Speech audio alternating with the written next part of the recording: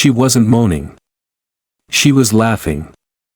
And she was on his desk, with his CFO. Camila. The word barely left Elijah's lips. It wasn't a scream. It wasn't even loud. Just one syllable. But it shattered something. He stood frozen, hands still holding the coffee he had picked up at the corner cafe 15 minutes earlier. It was 6:17 a.m. The building was supposed to be empty. No meetings. No staff. No one. He'd come early to prep slides for a global earnings call, to find some silence before the noise.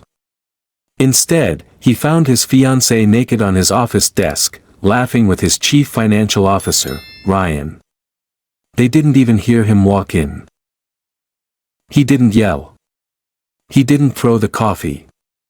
He didn't punch the man whose six-figure bonus he had just approved last month. He just stared. Camila turned. Her smile faded. Her hand reached instinctively for her blouse.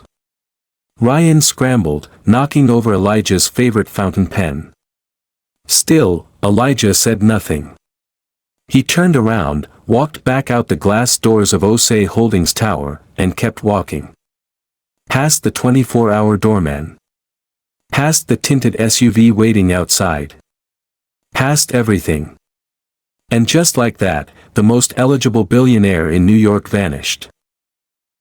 3 hours earlier. The world loved Elijah Osei. They called him the young king of Midtown. By 32, he'd already been on the cover of Forbes, Time, and Architectural Digest. He owned 12 apartment complexes, 4 office towers, and 1 semi-private airport in upstate New York. He'd shaken hands with presidents, spoken at the UN, and once had dinner with Elon Musk. People stood when he entered the room. Investors chased his smile. Luxury brands sent him prototypes before they were released. His life looked like perfection. But Elijah hadn't slept in 3 days. The condo he lived in had 12 bathrooms, and he used only 1. He hadn't called his mother in 2 months, not because he didn't want to, but because he no longer knew what to say that didn't sound like another press release. He was rich. He was adored. And he was tired. Tired of the fake laughter. Tired of women who touched his hand but stared at his wristwatch. Tired of being loved for the name on his business card, but never the scars in his chest. 7 hours later. He sat alone on a bench in Central Park, his hoodie pulled low, and his phone turned off. Tourists passed him without a glance. For the first time in years, no one recognized him. No cameras. No forced smiles. Just squirrels, rustling leaves, and the feeling of wet grass pressing through his slacks. By nightfall, he was back in his penthouse. Camila had sent 14 texts.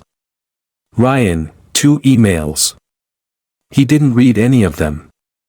The city skyline blinked outside his floor-to-ceiling windows. Glass. Steel. Noise.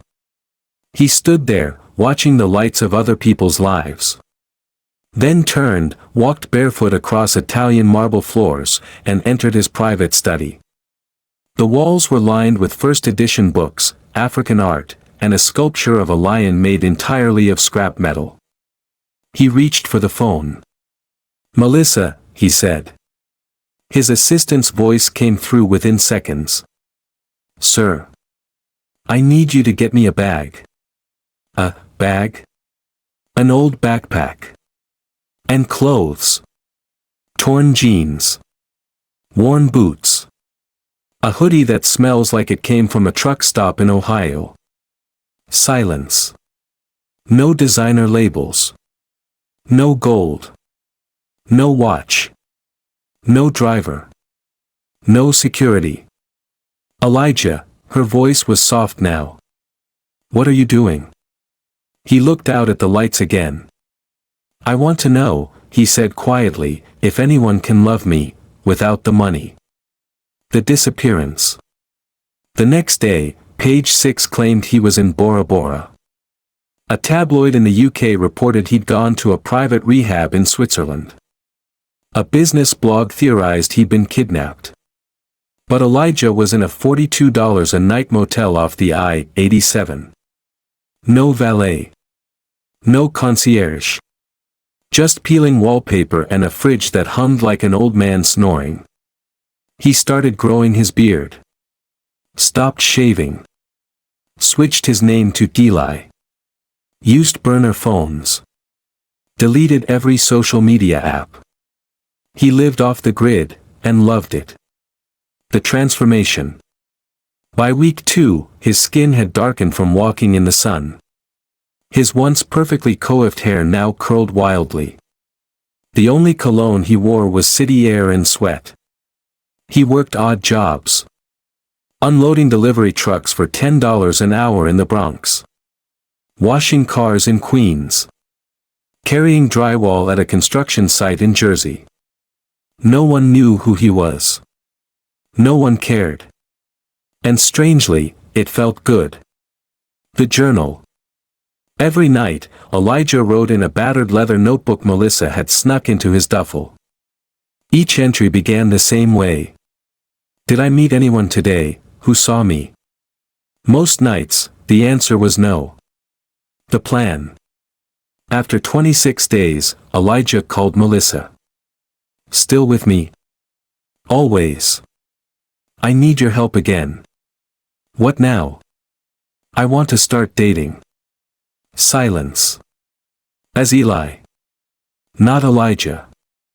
Just a regular guy trying to start over. Set up blind dates. Make it real. Melissa exhaled into the line. You want to do this? I need to, he said. If I don't, I'll never believe again. The first date. It was a Tuesday evening. He wore an old flannel shirt, jeans with a hole at the knee, and dusty Timberlands. The spot was a mom-and-pop soul food joint in Brooklyn, plastic tablecloths, cornbread that crumbled in your hands, and iced tea served in mason jars. Her name was Stephanie. She walked in wearing Gucci sunglasses, acrylic nails, and enough perfume to fill a cathedral. She took one look at him and asked, "Is this a prank?" "No," Elijah said calmly. She looked at the booth, the peeling paint, and the flickering light bulb. "You eat here?" "Every week." She blinked. Then laughed. Hard. "You look like you borrowed your whole outfit from a Goodwill bin." She stood up. "If I wanted to babysit a broke man, I'd have just stayed single." She walked out before the waitress brought the water. Elijah didn't touch his food. Just paid. And left. The second date. Her name was Kendra. She was a tax attorney. They met at a corner diner near Union Square. She came with a leather planner. Asked him about job history, credit score, life plan, and 5-year goals. Didn't touch her food. Didn't look him in the eye. When the check came, she said, "Thanks for dinner," and walked out. No hug. No callback. The third one. Nina. A school counselor. She was kind. Sweet. Told him she valued honesty and humility. They talked for hours. She held his hand on the walk to the train.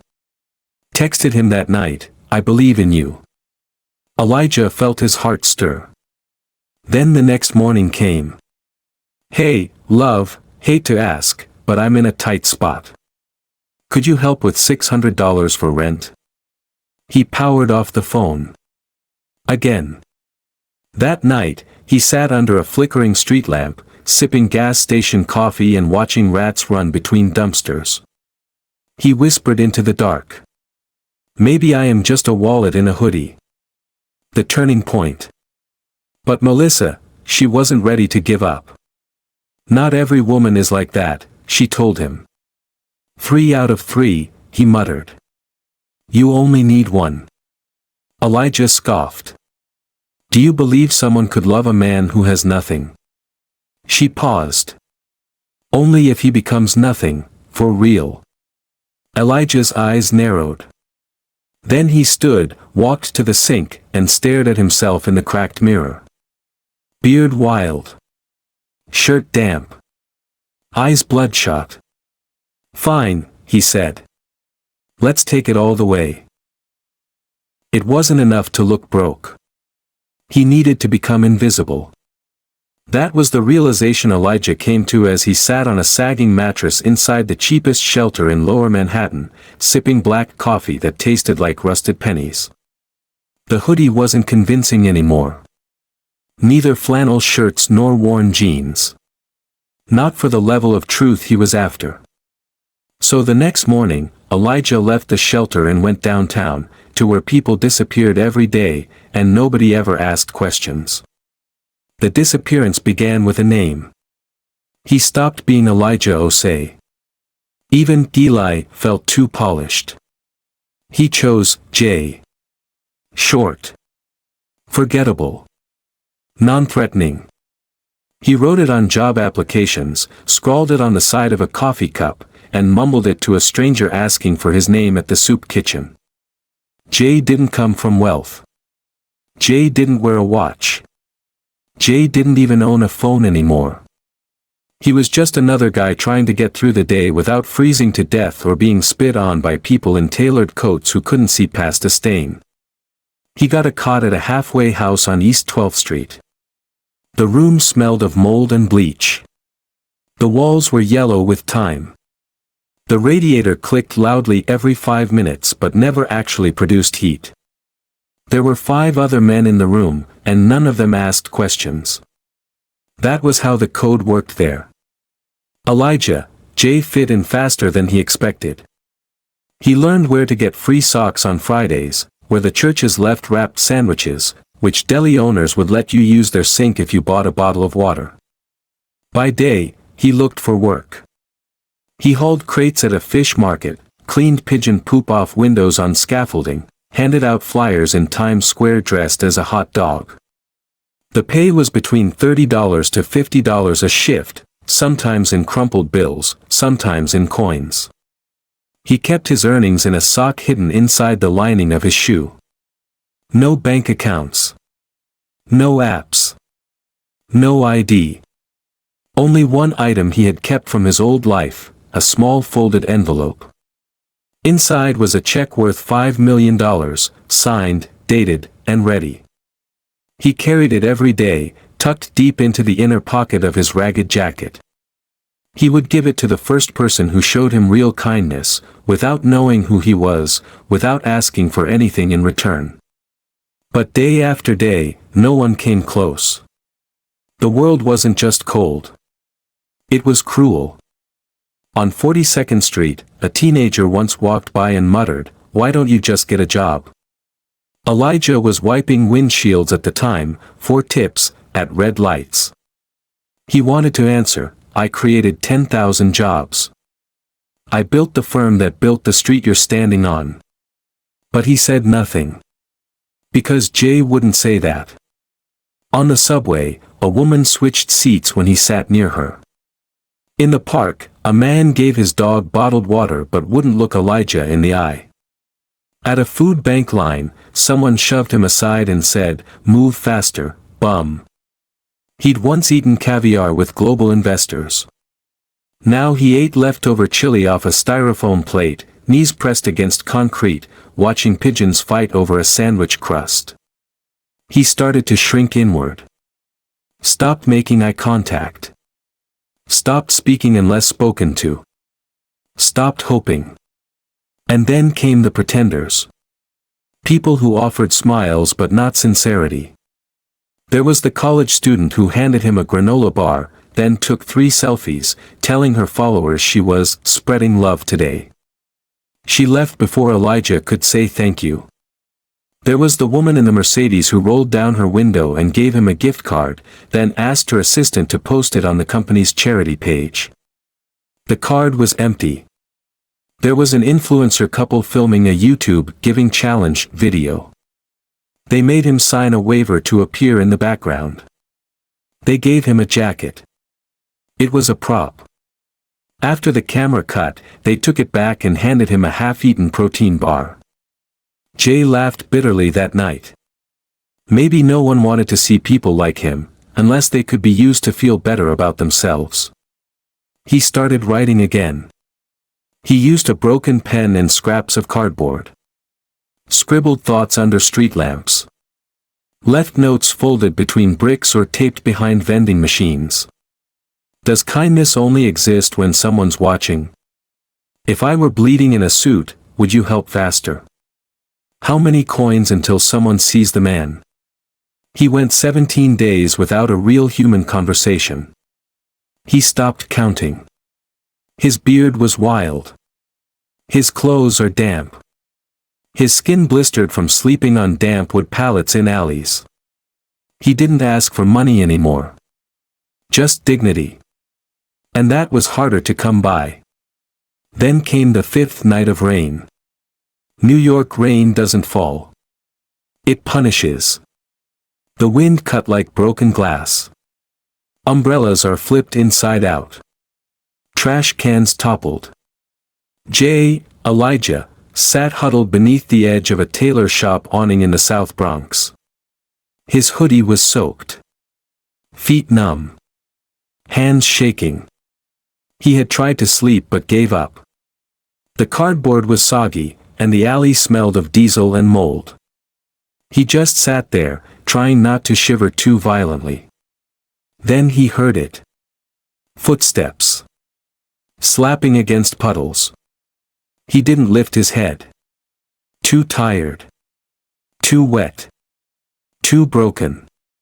The footsteps paused. A voice followed.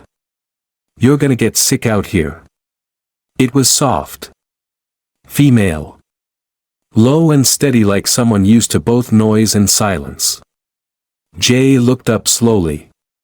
She was maybe 5'6". Drenched from the thighs down. Wore a lilac hoodie, black jeans, and plastic slippers. Her scarf clung to her head from the rain. She carried a torn plastic grocery bag. She didn't look scared of him. Didn't flinch. Didn't pull her phone out. She kneeled. Tore open the bag. Pulled out a small Tupperware container. It's rice and beans, she said. I made extra for lunch at work. But you need it more. Jay blinked. He wanted to speak, but the words were locked somewhere behind the lump in his throat. She opened the lid and handed it to him. Then reached into her tote and pulled out a dry scarf. Use this, she said, draping it over his shoulders. You'll catch pneumonia. He was shaking too hard to say thank you. But she sat beside him anyway. Under the leaking awning. Letting her jeans soak in cold water. Letting her tea-colored slippers fill with rain. I'm Naomi, she said finally. I sew clothes. And teach pre-K in the afternoons. Jay stared at her. He wanted to ask why. Why was she doing this? What did she want? But all he could manage was, thank you. She smiled. It wasn't a pity smile. It was real. They sat in silence. Watching rain hit the concrete. Watching the streetlights blink through fog. Eventually, Naomi stood. My shop's here, she said, pointing at the door. If you want, you can wait inside till the rain stops. It's dry. There's a space heater. Jay hesitated. Then followed. The shop was small and warm. Thread spools stacked in jars.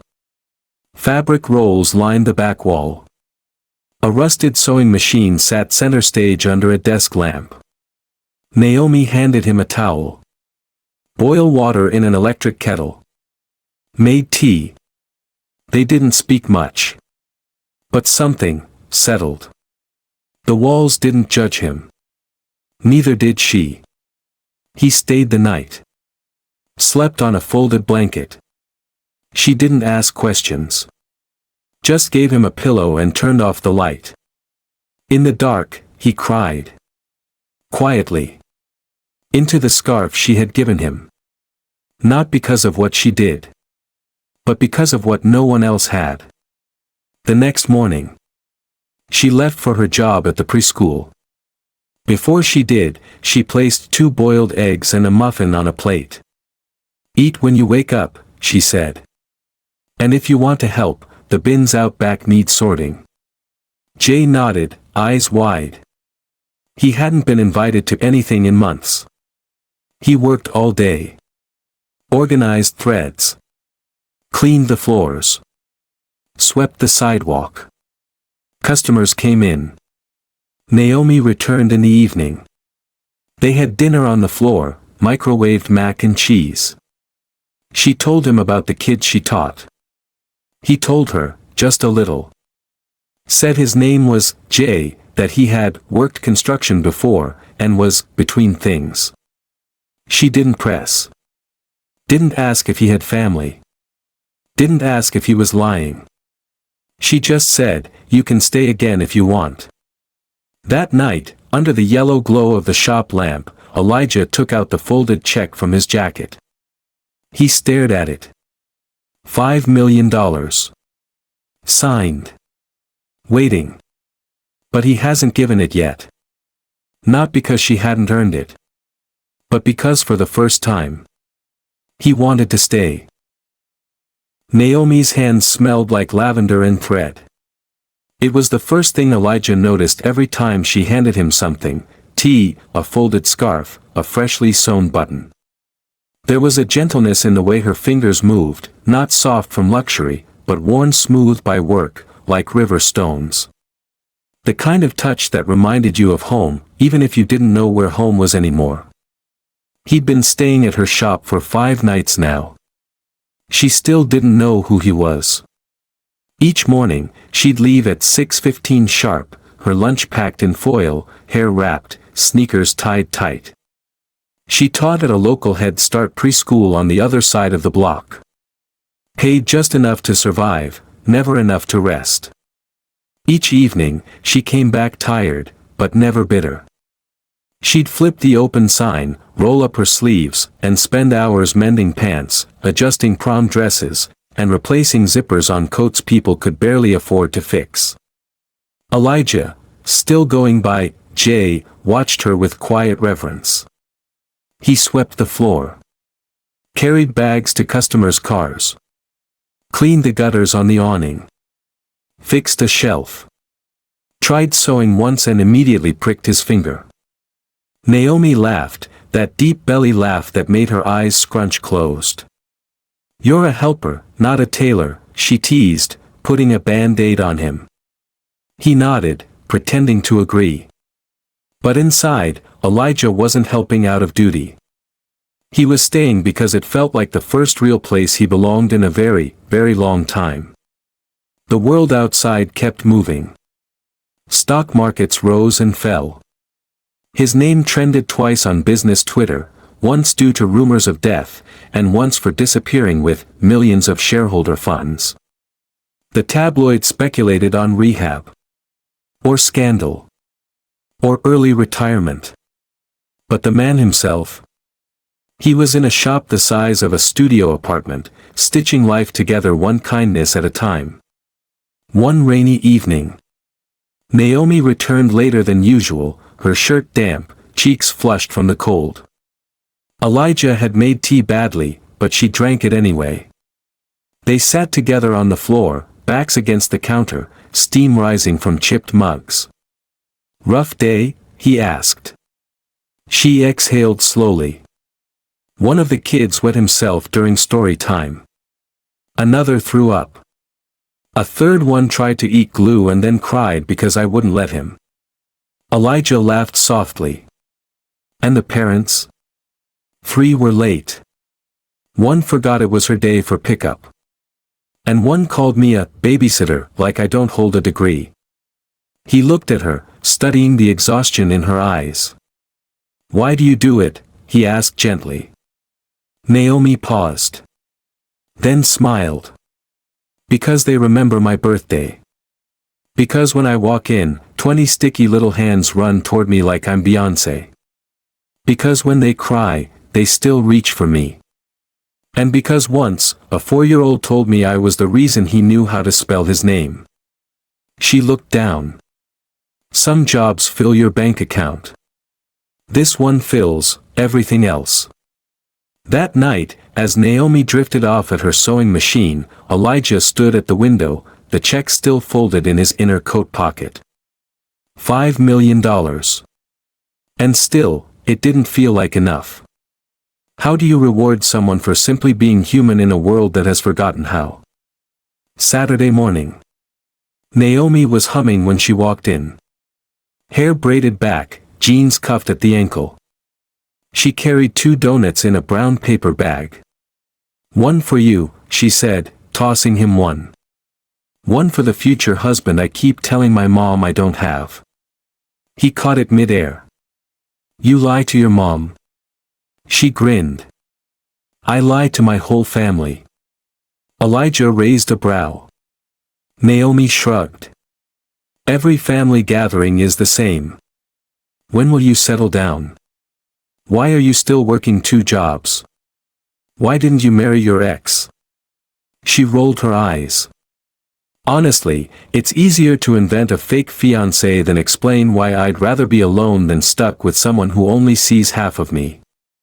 Elijah sipped his coffee, his heartbeat suddenly louder than before. Half of you? Naomi nodded. Most men love how I look until they hear my salary. Or love my hustle until it means I don't have time to cook the rice and chicken every night. They want the shine, not the shadow. She bit into her donut. And I've got a lot of shadow, Jay. That evening, they danced. Not real dancing. But a kind of slow, swaying movement while sweeping up fabric scraps to Marvin Gaye playing softly from a radio in the back. She spun. He missed the beat. She laughed. He tripped on the thread. She reached out to steady him, hand on his chest. It stayed there a moment too long. Then she let go. Neither of them spoke about it. The invitation. It came on a Tuesday, over reheated mac and cheese. My mom's 50th birthday is this weekend, Naomi said, not meeting his eyes. He nodded. She's throwing a party.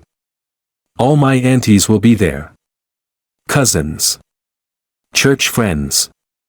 Elijah smiled. Sounds intense. It is, she said. They're going to ask questions. About me. My life. My future. She paused. Then looked up. I was wondering, would you come with me? Elijah blinked. You want me to meet your family? No, she said quickly. Well, yes. Kind of. She sighed. I want you to pretend to be my boyfriend. Just for the night. His heart twisted. Why me? Because I trust you. Elijah stared at her. Naomi smiled nervously. Because you listen. You don't judge. And because, they won't have anything to say if I show up with someone, anyone, who makes me feel safe. She swallowed. Even if it's just pretend. He didn't say yes right away. But that night, he lay awake on the floor of the shop, staring at the ceiling fan's slow turn, and whispered to himself. You trust her. You want to protect her. And you've already given her your heart. Just not your name. So he said yes. The day of the party. He borrowed slacks from a church donation box and wore the only button-up shirt he hadn't used as a pillow. Naomi looked radiant in peach-colored dress, gold earrings, and her hair twisted into an elegant bun. They took the subway together. She squeezed his hand when they neared her mother's neighborhood in Queens. You okay? He asked. I'm fine, she lied. The house was full. Music spilled out of the open windows. Balloons swayed on the porch. Barbecue smoke filled the air with sweet and savory tension. Naomi's mother stood on the steps in a regal caftan, surrounded by sisters and neighbors. When they saw Elijah, conversation slowed. He smiled. Offered his hand. Some shook it. Some just stared. Her mother's voice was curt. "You didn't mention he was quiet." Naomi laughed awkwardly. "He's just shy around new people." Her mother's eyes scanned Elijah's shirt, shoes, and posture. She didn't smile back. Inside, the questions came like rain on a tin roof. "What do you do, Jay? Where's your family from? How long have you been together? Do you go to church?" He answered simply. Respectfully. Honestly, but not too honestly. And when he didn't know how to answer, Naomi stepped in. "He's kind," she'd say. "He treats me well." That's enough. But not everyone agreed. Naomi's cousin Tara whispered loudly, "Girl, where'd you find this one?" "Craigslist." Her aunt hummed, "Doesn't look like he has a car." And then came her ex, strutting in late with a loud laugh and gold watch. "Naomi," he called. Looking beautiful as always. He barely glanced at Elijah. Then said, "This is the guy." Naomi's smile faded. "Yeah. This is Jay." Her ex grinned.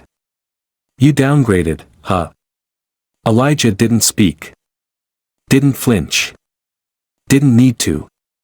Because Naomi turned, raised her voice just enough for the room to hear, and said, "He may not wear gold on his wrist, but he treats me like gold. And that's worth more than anything you ever gave me." The room went still. Elijah looked at her. She had fire in her eyes. For him. Later, as they walked to the train, Elijah squeezed her hand. She didn't speak. Neither did he. But something between them had shifted. The pretending was starting to feel real. And Elijah knew, with painful clarity, that the longer he waited to tell her who he was, the more it would hurt when he did. That night, as Naomi fell asleep on a cushion in the back of the shop, Elijah took out the check one more time. He stared at it. $5 million. He could give it to her now. He could buy her a new apartment. A new sewing machine. A whole fashion line. But he folded it back and whispered to the dark. "Not yet. Not until she knows everything. And still stays." The party was over, but the echo stayed. Even as they walked away from the house, Naomi's hand still shook slightly inside Elijah's. Her heels clicked softly on the sidewalk, but her steps were uneven, like someone trying to walk off a tremor that had started deep within. The words her ex had said kept looping in Elijah's head. "You downgraded, huh?" But what haunted him more, was what Naomi had said back. "He treats me like gold." She said it out loud. She said it proudly. But she didn't know who he was. And Elijah knew the truth had an expiration date. That night at the shop, Naomi barely touched her dinner. Elijah offered to warm up some soup. She declined. Instead, she curled up in the corner with a book in hand, one she wasn't reading, and stared through the window as cars passed under the streetlight. "You okay?" he finally asked. She nodded. But she didn't look at him. And in the silence that followed, something shifted. For the first time since they met. They didn't feel in rhythm. The phone call. 2 days later, Naomi's phone rang as she was fixing the zipper on a vintage dress. It was her older sister, Vanessa, the successful one. The one who lived in Atlanta, wore matching pajama sets to bed, and had a husband who did CrossFit and quoted Elon Musk unironically. Elijah only heard one side of the conversation. Yes, I'm okay. No, I don't think Mom's mad. Yes, that's him. Jay. Pause. No, he doesn't have a LinkedIn. Pause. No, Vanessa, I don't know what he makes. Because that's not what I asked when we met. Naomi's voice cracked on that last word. She hung up without saying goodbye. That evening, she folded her apron a little too hard. The thread snapped. Elijah, Jay, can I ask you something? She said. He looked up. Sure. Why are you here? Silence. Not here, like in the shop. I mean, why this city? Why this block? Why were you sitting in the rain that day? What's your story? His mouth opened. Then closed. He reached for a truth that didn't exist in the form she needed. I had a business, he began slowly. It crashed. Some bad decisions. I lost everything. Naomi nodded once. And the family? They're far away. She waited. And the name? Jay. That's short for something. Elijah blinked. Just. Jay. Naomi studied him. She didn't push. But she didn't smile either. And when she went to bed, she didn't say goodnight. The dinner table. 2 nights later, Naomi was invited to her aunt's house for dinner. It was supposed to be casual. Spaghetti. Garlic bread. Just the girls, plus Elijah, if he wanted to come. She didn't ask him to. She didn't have to. He volunteered. Maybe he was trying to win back her softness. Maybe he just missed the way she looked at him before the questions began. Either way, he showed up. The house was old but full of life. Kids ran between rooms with crayons. The TV in the living room played reruns of Family Feud. Someone in the kitchen was humming Luther Vandross. Naomi sat beside Elijah at the long dining table, sandwiched between 2 cousins and across from her Aunt Ruth, who wore a church hat even though it was Wednesday. They passed plates. Laughed. Shared stories. Until the questions started again. So, Jay, Aunt Ruth said. What exactly do you do? Elijah glanced at Naomi. She looked at her plate. I used to work construction, he said. Now I just do odd jobs. Wherever I can. Another cousin chimed in. Have you ever thought about getting certified? They do welding programs at the trade school on the 3rd. I've thought about it, Elijah replied. Then the youngest cousin, just one, asked innocently. Do you love Naomi? The room went still. Even the Family Feud rerun muted itself. Elijah looked at Naomi. And Naomi looked away. He opened his mouth. But Naomi's mother, who had just walked into the room, cut in before he could speak. I'd like to know that too, she said sharply. Elijah stood slowly. Put his napkin down. Met every eye in the room. And said, calmly. I do. Naomi's fork dropped. I care for her more than anyone I've known in years, he continued. And I may not have much, but I know what I feel. And I know what she deserves. She deserves someone who will show up. Every day. No matter what's in his bank account. Silence. Then Aunt Ruth said. Not approved. Not rejection. Just. After dinner, Naomi didn't ride home with him. She said she had to help clean. Said she'd see him later. But she didn't come back to the shop that night. Elijah waited until 2 a.m. Then gave up. The whisper. The next morning, he found her standing outside the preschool. Waiting. She was holding a lunchbox in one hand and a coffee in the other. Her face was unreadable. "I talked to my mom last night," she said. Elijah nodded. "She thinks you're hiding something." He didn't answer. "She says no man that gentle shows up out of nowhere." Still no answer. She asked if I knew your last name. Naomi looked at him now. "Do I?" Elijah blinked. And then it came, the moment he knew would arrive. He had a choice. Truth. Or more time. And he chose. "I can't answer that right now." Naomi's breath caught. Not in anger.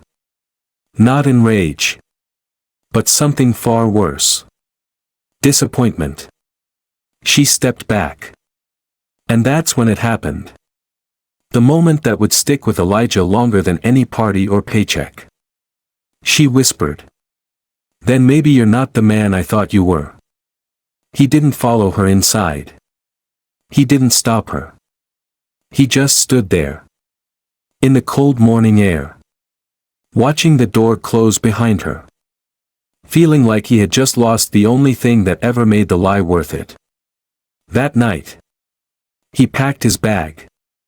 The same way he did the first night he left the mansion. Only this time, the bag was smaller. He didn't need much to disappear again. Just silence. And shoes. He left the folded check on the sewing table. Pressed beneath a pair of fabric scissors. And he walked out of Naomi's life. But he didn't go far. He stayed within a few blocks. Sat at bus stops. Sheltered under awnings. Hoping, stupidly, that she'd walk past. That she'd turn the corner. That she'd come looking. But she didn't. 3 days passed. Then 4. Then a week. He heard nothing. Felt nothing. Except the sound of regret, pounding louder than any city noise. Rain tapped against the bus shelter like impatient fingers on glass. Elijah sat on the cold bench, hood up, hands stuffed deep in his jacket.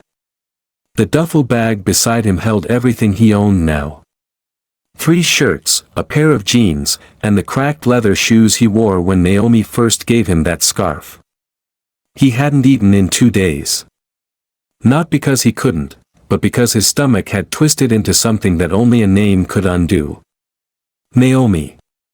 He whispered it under his breath like a prayer. Like it would summon her from the dark. But the street stayed empty. He had left her without the truth. And that truth was now too heavy to carry alone. The check was gone. He hoped she had seen it. He hoped it told her something he couldn't say aloud. But maybe it only made things worse. Maybe she thought it was a joke. Maybe it felt like a final lie. One invitation. The next morning, as Elijah sat on a curb near the East River, his phone buzzed. He hadn't heard it in days. The battery barely held a charge. But somehow, it still blinked with life. It was from Melissa. Text message, 8:42 a.m. She's going to Juliet's housewarming party tonight. You should be there. He stared at the message for a full minute. Then typed. Why?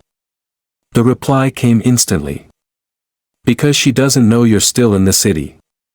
And because she's starting to believe you were never real. The party. Juliet lived in a luxury apartment on the Upper West Side. High ceilings, gold fixtures, and a concierge who smelled like confidence. Elijah knew the type. He'd once bought buildings like this in cash.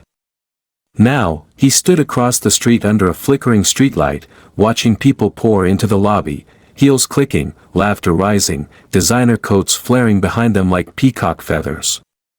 He didn't look like he belonged. But tonight, he didn't care. He crossed the street and walked through the glass doors, nodding at the doorman who looked too stunned to stop him. The elevator ride felt like ascending into judgment. Floor 21. He stepped out into a hallway lined with marble and mirrors. And then into Juliet's apartment, open floor plan, leather sectional, speakers playing Drake, guests laughing too loudly at their own stories. Elijah scanned the room. Then he saw her. Naomi. Hair in soft waves. A green dress hugging her figure like moonlight. Standing by the window, glass of ginger ale in hand, smiling politely as someone tried too hard to make her laugh. His chest ached. But she hadn't seen him yet. Then the whispers began. Is that him? Isn't that Naomi's ex-construction guy? Wait, didn't he crash Juliet's rooftop brunch once? Why is he dressed like an Uber Eats driver? Elijah kept walking. He saw Naomi glance up. Her eyes caught his. And for one fleeting second, the world paused. Then Juliet stepped in. Jay, right? She said, voice saccharine. I'm surprised to see you here. The event was, invite only. He opened his mouth, but she didn't let him speak. Actually, she continued, turning to the guests, we were just talking about ambition. How some people have it, and some people just sort of, hang around waiting for handouts. A few people laughed. Uncomfortably. Naomi's smile vanished. Juliet went on. Because, you can't just walk into a place like this wearing, whatever that is, she said, gesturing to Elijah's thrift store jacket. Not unless you're here to fix the plumbing. That got a bigger laugh. Naomi stood frozen, mouth open. Elijah turned to leave. He had come for her. But she deserved better than this moment. He couldn't stay. He stepped toward the door. And then he heard Naomi say, enough. Everyone turned. Her voice was sharp. Controlled. Unshakable. She walked to Elijah's side. I invited him, she lied. And if you think designer labels make you decent, then maybe you should unzip your ego and see what falls out. The room went dead quiet. Juliet blinked.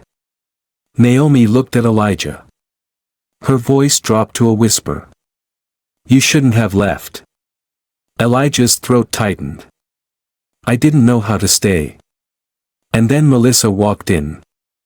No one noticed her at first.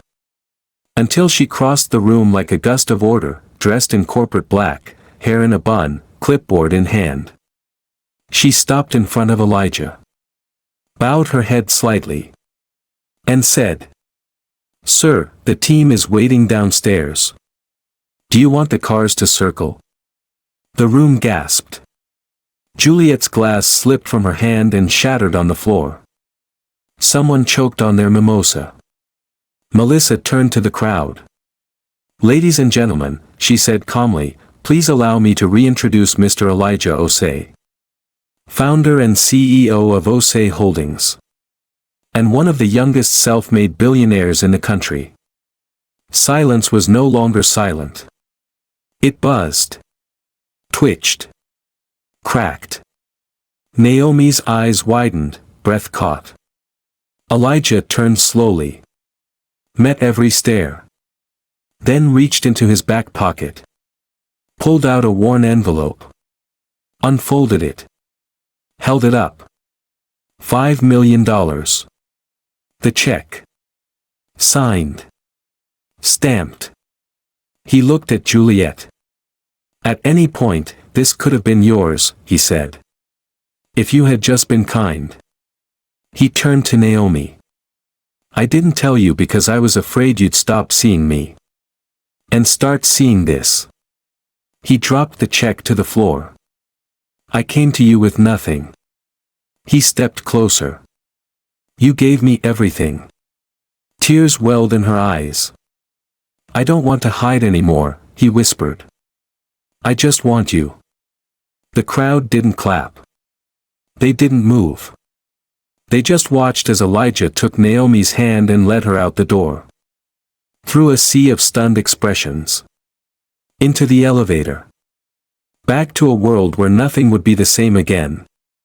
Later that night. They sat on a bench near the Hudson River, the city humming in the distance. Naomi hadn't spoken in 10 minutes. Elijah didn't rush her. Finally, she asked. Was any of it real? He turned to her. All of it, he said. Every word. Every tea. Every stupid joke. Why didn't you tell me? Because I wanted to know who I was without it. He paused. And because, for the first time in my life, I met someone who saw me before they saw the shine. She looked at him. Her voice was soft. Why me? He smiled. Because you shared your last plate of rice with a man you thought had nothing.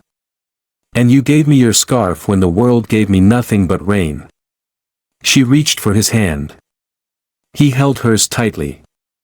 And for the first time in weeks, the silence between them felt like peace. The Osei mansion sat on a hill like it knew it didn't belong to the world beneath it. Gates, the color of gunmetal, curved around the property like arms crossed in judgment. Cameras blinked above trimmed hedges.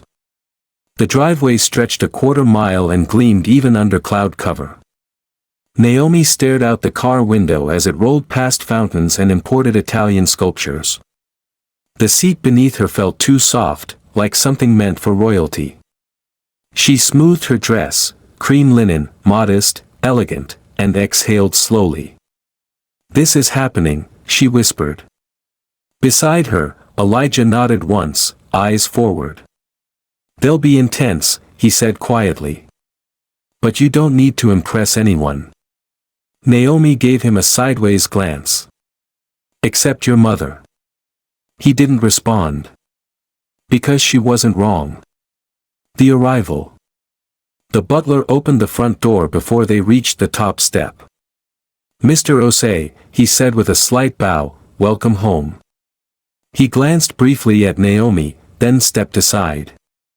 Inside, the foyer opened into a world Naomi had only seen in movies.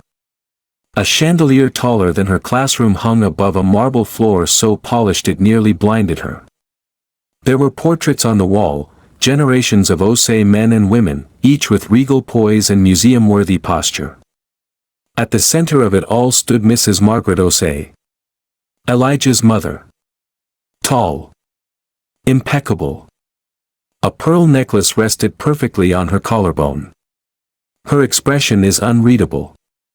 Mother, Elijah said. She nodded. Then turned her gaze to Naomi. So, she said, this is the woman who has stolen my son's sense of decorum. Naomi swallowed. Ma'am, she said softly, offering her hand. Mrs. Osei didn't take it. She turned.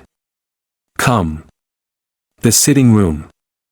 They sat on velvet chairs arranged like a courtroom. Elijah on one side. Naomi was across from him, perched stiffly. Mrs. Osei, at the head, hands folded on her lap like a judge preparing to deliver a sentence.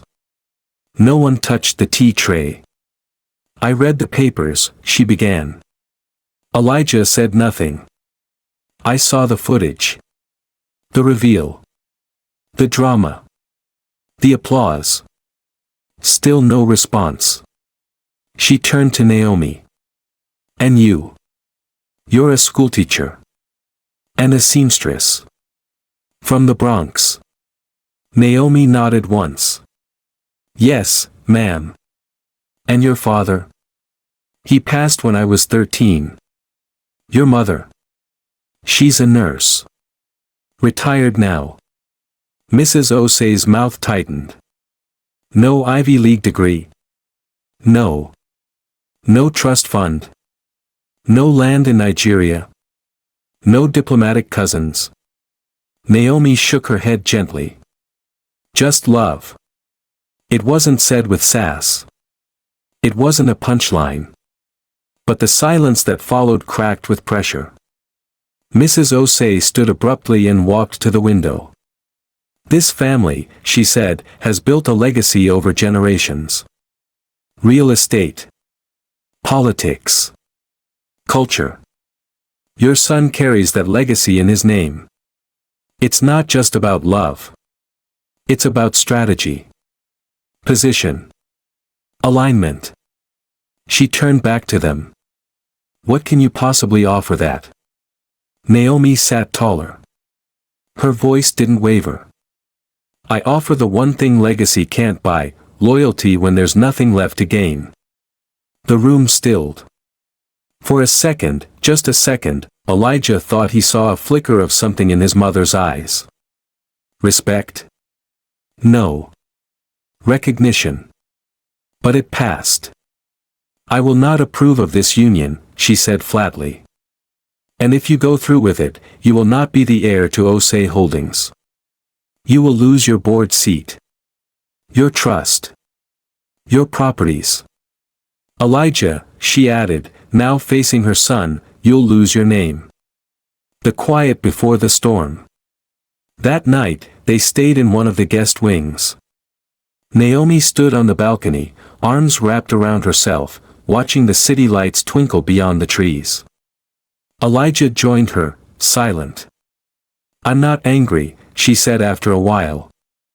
I am, he replied. She looked at him. I knew it would be hard, she said.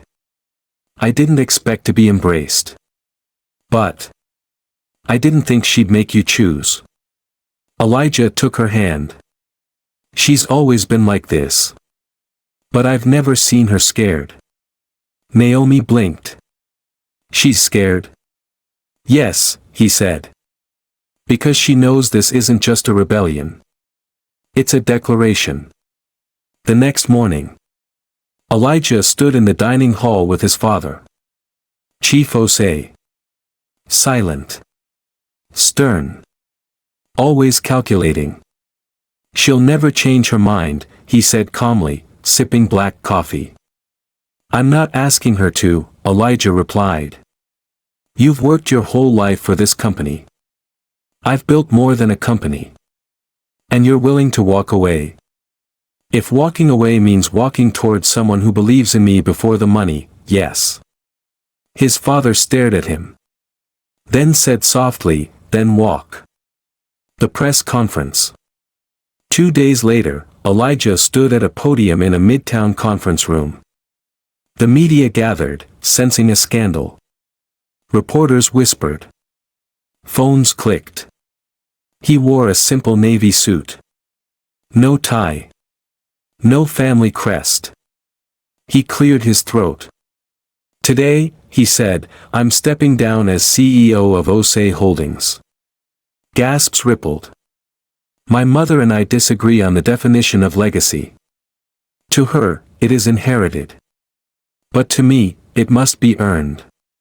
He paused. I'd rather build something honest with bare hands than inherit something gilded in silence. He looked into the cameras. To the board, I wish you well. To the public, thank you for your faith. And to one woman watching this now, thank you for giving me something I never had before, the courage to be poor in the eyes of the world, and rich in the eyes of someone who matters. Meanwhile, Naomi sat in her mother's apartment, hand covering her mouth, tears streaming silently. Her mother brought tissues. Didn't say a word. Outside, the city moved on. But inside, everything had changed. That night, Naomi walked into the shop. It was quiet. She flipped the light switch. And there, on the sewing table, was a small velvet box. No note. Just a diamond ring. Beside it, a key. And a lease. To a new studio. In her name. Paid in full. She collapsed into the chair, held the ring to her chest, and whispered. I didn't want you to lose everything. But Elijah hadn't lost everything. He had lost theirs. To build his. And soon, the world would learn what that kind of love could create. Naomi didn't leave a goodbye. Just the sound of her absence. The shop was unlocked, the lights off, the cushion where she used to nap on still indented with the shape of her back. The tea kettle was gone. The thread spools were untouched. The air smelled like lavender and stillness. Elijah stood in the doorway for a full minute before stepping inside. Something wasn't right. She hadn't said anything. No fight. No farewell. Only, vanishing. The velvet box he left her was untouched. The lease? Still on the table. But next to it, folded neatly beneath the sewing scissors, was a single sheet of lined notebook paper. Her handwriting curved with grace, every letter deliberate. As if she wanted to say more, but didn't dare. Elijah. I don't know how to do this, so I'll just say it. I love you.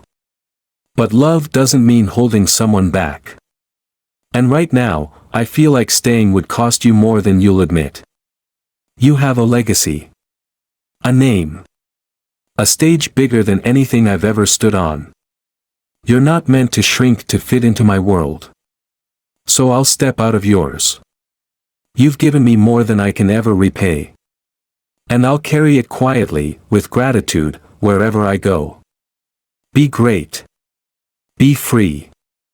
Naomi. Elijah didn't cry. Not at first. He just folded the note, placed it in his breast pocket, and sat in the same chair she used to sit in, fingers interlaced, eyes lost in the silence. She had disappeared once before, after his mother's rejection. But this was different. This time, it wasn't out of fear. It was out of love. And that, somehow, hurt more. 3 weeks later. Elijah had searched every corner of the city. Melissa helped. So did a few old friends, discreet and loyal. But Naomi had vanished like smoke through a keyhole. No credit card activity. No new leases. No calls. Just, gone. He went back to the preschool. They hadn't seen her. The church she attended. Empty pew. The corner store she liked for their plantains. No sign of her in weeks. He left notes. Talked to everyone who might know her. But New York is a city of 7 million people, and even the brightest stars disappear behind the wrong clouds. At night, Elijah sat in his apartment, smaller now, simpler, and listened to the hum of traffic out his window. He tried to write her a letter. Started 27 versions. Never sent any. Instead, he kept reading hers. The words, "Be free." And yet, every hour without her felt like prison. Somewhere else. Naomi sat in a quiet room 2 states away, the window open to the soft hum of spring. She was staying with an old friend from college, Maya, who offered her a room, a job at a local community school, and a silence Naomi didn't have to explain. Most nights, she sat on the porch, wrapped in an old sweater, hand resting absent-mindedly on her stomach. And one morning, when the birds were louder than her thoughts, she stood in the bathroom staring at the test. 2 pink lines. Pregnant. She sank to the tile floor, heart thudding. Not from fear. Not entirely. But from the weight of it. The truth. The life. The cost. She placed her hand gently over her belly. Whispered, "You're not alone, okay? Mommy's here." But the words felt hollow without Elijah's voice beside them. Still, she didn't call him. She couldn't. Not yet. A chance encounter. On a sunny afternoon, 2 weeks after her discovery, Naomi walked into a local clinic to volunteer. Maya had signed her up for community work. She was helping organize baby clothes for low-income mothers. She didn't notice the woman watching her from across the room. A woman in pearls. Smart coat. Eyes sharp like polished steel. Margaret Osei. Elijah's mother. She hadn't come looking for Naomi. In truth, she had traveled to Connecticut for a silent charity retreat. Her driver got lost. The GPS glitched. And by some odd choreography of fate, she wandered into a small-town clinic looking for a restroom, and found Naomi instead, folding baby onesies in silence. She recognized her instantly. But it wasn't the recognition that made her pause. It was the curve of Naomi's body. The slight roundness beneath her blouse. The way her hand kept brushing across it. She was pregnant. Margaret didn't speak. Not then. She left the clinic quietly.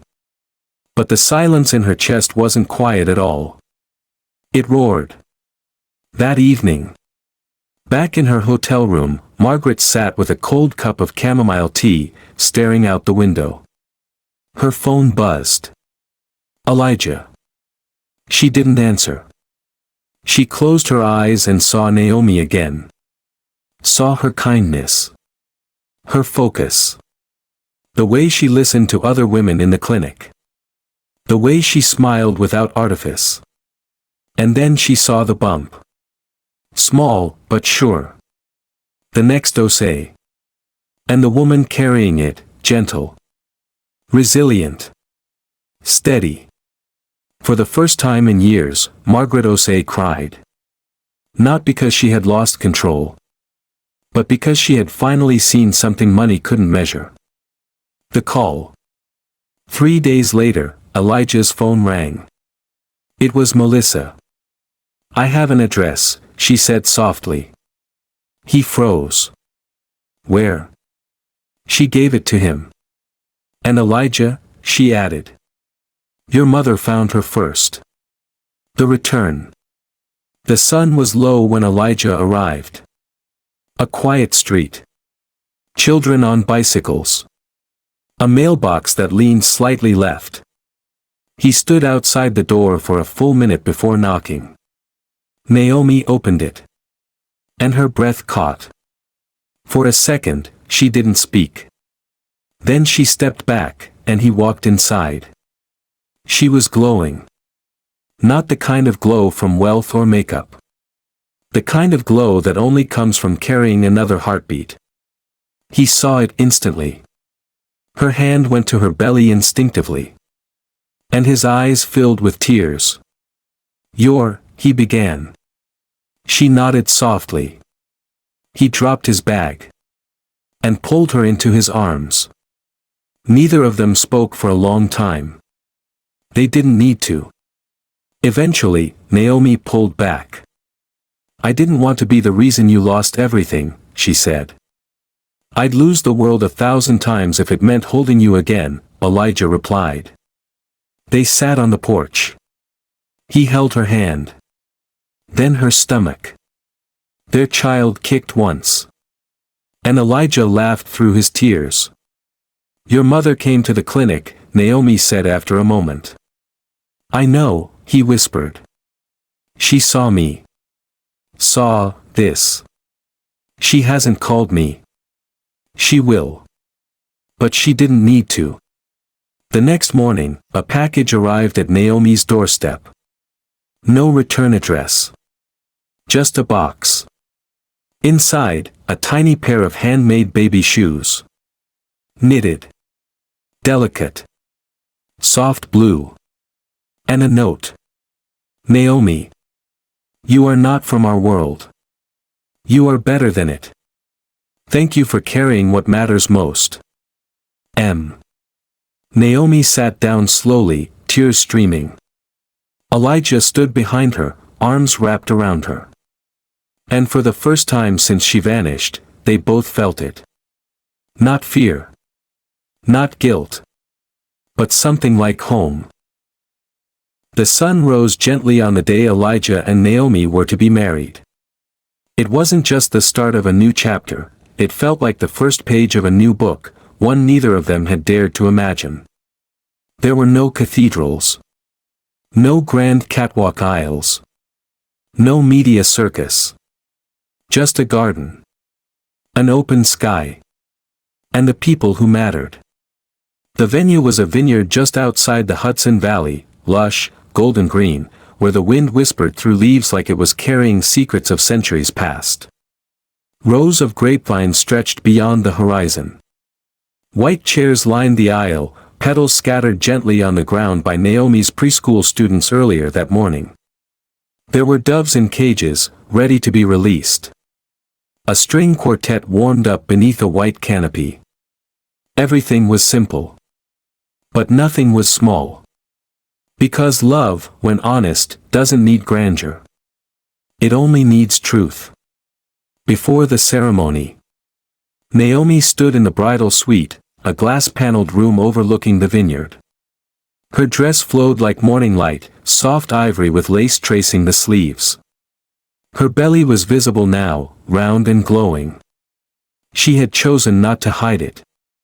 Because this child was not a secret. This child was their beginning. Her mother stood beside her, holding the bouquet, a mix of wild daisies and white lilies. "You look like a promise kept," her mother whispered. Naomi smiled through tears. "I almost ran from it." Her mother kissed her temple. "But you didn't. You stayed. And you let love find you." In another room, Elijah adjusted the cuffs on his charcoal gray suit. No gold cufflinks. No flashy watch. Just clean, quiet elegance. His father stood nearby, hands in his pockets. "Still time to run, you know," the old man said dryly. Elijah smiled. "No one's ever made me want to stay more." His father looked at him, eyes softening for the first time in years. "She's not what I expected," he said. "I know," Elijah replied. "She's better." Elijah nodded. His father reached out, placed a firm hand on his shoulder. "She reminds me of your grandmother. Quiet power. Steel in her spine." Elijah swallowed. "That's why I'm marrying her." The guests. They came from every part of Elijah and Naomi's lives. Former board members. Students from Naomi's class. Neighbors. Past clients. Strangers who once helped and were now remembered. Melissa sat near the front, dabbing her eyes before anything had even started. Juliet came too, uninvited, but quietly welcomed.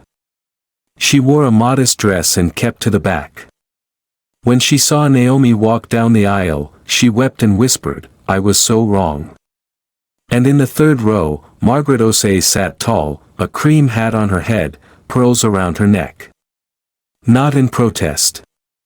But in pride. The walk. The music began, soft strings playing a melody that felt like a memory. Naomi stepped into the sunlight. The entire gathering rose. No one clapped. They just watched. Because this was not just a bride walking. This was a woman who had carried love, loss, a child, and herself into light. Elijah's breath caught. She reached him. He reached back. And the world faded. The vows.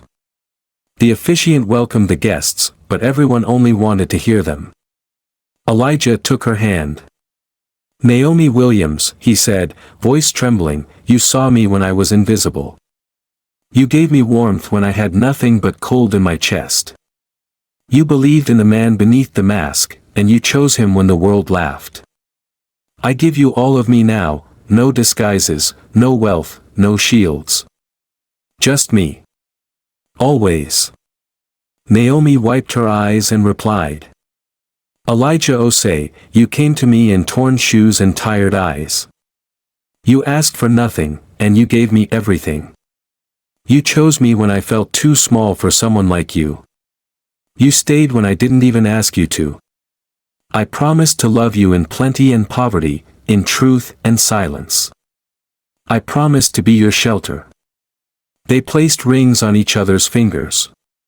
And when the officiant said, "You may now kiss your bride," Elijah leaned in, not as a billionaire, not as a symbol, but as a man in love, and kissed her with everything that had survived. The crowd erupted. Doves flew. Violin strings soared. And above them, the sky stayed wide and clear. The reception. Tables were lined with simple food, baked chicken, macaroni, and fruit punch in mason jars. Laughter echoed like wind chimes. Kids danced barefoot in the grass. Elijah held Naomi's hand as they moved from table to table, greeting guests. Some guests brought checks. Naomi asked Melissa to return every single one. "We're building this our way," she said. At the far end of the lawn, Naomi's students handed her hand-drawn cards. One showed her in a crown, another showed Elijah with a red cape. "They think you're superheroes," Naomi told him. He smiled. "They're not wrong." Later that night, the stars came out like confetti flung from heaven. Naomi and Elijah sat on a bench, away from the music, her head resting on his shoulder, his arm wrapped around her. "Do you think people change?" she asked. He looked down at her. "I think they become who they are." She looked up. "Then who am I?" He brushed a curl from her face. "You're the woman who turned my test into a testimony." She laughed. "That's very preacher of you." He chuckled. "You're the woman I'd give up 1,000 fortunes for." She placed his hand on her belly. "Then let's build a different kind of fortune." Months later, their child arrived on a rainy spring morning. A girl. They named her Grace. Because that's what she was. A reminder that even when everything seems lost, love can still find its way in, quietly, persistently, like a seed breaking through concrete. Years later, Naomi opened her fashion studio, Ariana and Grace, a nod to the woman she used to be and the daughter who made her braver. Elijah started a nonprofit that offered scholarships to students with big dreams and small wallets. Margaret became its largest donor. Juliet became one of Naomi's first clients. And Melissa? She became Grace's godmother, and the one who made sure the world never forgot how it all began. In interviews, people asked Elijah, "What was your biggest investment?" He never said stocks. He never said real estate. He always said, "A plate of rice. A dry scarf. And the woman who offered them without asking who I was."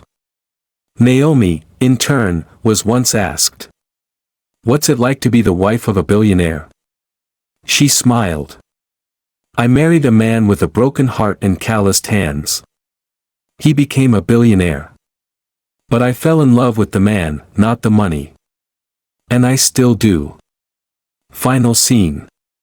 One evening, many years later, Naomi and Elijah sat on their porch, watching Grace play in the yard. The sun set slowly, casting everything in gold. Naomi leaned against him. "Do you miss the old life?" she asked. He shook his head. "No. Because this is the empire I was meant to build." She turned to him, eyes full of quiet joy. "You did good, Elijah." He smiled. "So did you." In the end, their story wasn't about riches. Or legacy. Or power. It was about a woman who gave without asking. And a man who chose to become poor so someone could love him freely. It was about finding wealth not in money, but in moments. In silence. In survival. In scars. And in love. Because the greatest fortune is being seen. And being loved anyway. In a world where value is too often measured by wealth, status, and appearances, the story of Elijah and Naomi reminds us of a deeper truth: real love doesn't seek gold, it seeks character. Elijah stripped away his billionaire identity not to play a game, but to discover if someone could love the man beneath the legacy. And Naomi did. Not because of what he owned, but because of who he was when he had nothing to offer but kindness, quiet strength, and honesty. This story isn't just a modern fairy tale, it's a lesson. A reminder that we don't need to be perfect, powerful, or wealthy to be worthy of love. We need only the courage to be real. Naomi loved Elijah not for the name behind him, but for the soul beside her. And through her, he rediscovered his worth, not as a CEO, but as a human being. If you've ever doubted that authentic love still exists or wondered if someone could see you for who you truly are, this story is for you. If this story moved you, like, share, and subscribe to our channel for more powerful narratives that inspire hope, healing, and humanity. Because somewhere out there, someone is still choosing love, OT for the shine, but for the soul.